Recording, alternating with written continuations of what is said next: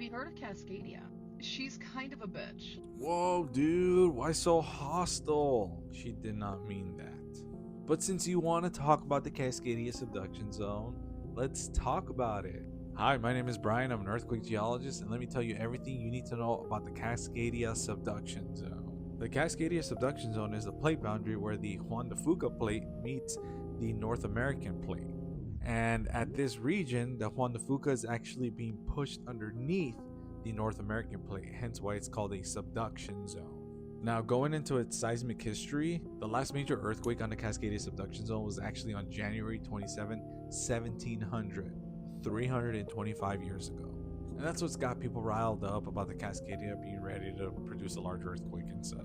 Now, while it's true it does have a recurrence interval of around 500 years, that is just an average and doesn't truly represent the time difference between every large earthquake. So as far as implications, what could we expect if the Cascadia did produce a large earthquake? Because it is a subduction zone, you can get earthquakes that make it all the way up to a magnitude 9 or so. But in that video I stitched earlier with the girl, she said 10.1, and that's not possible. Furthermore, a subduction zone earthquake also would produce a very devastating tsunami afterwards. And that tsunami would indeed affect Vancouver, Washington, Oregon, and parts of Northern California as well, along with strong shaking and secondary effects like landslides, liquefaction, etc.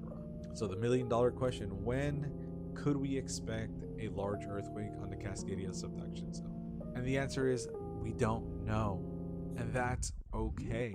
The only thing we can do and control is how we prepare for natural disasters like large earthquakes. So yeah, don't be scared. Be prepared.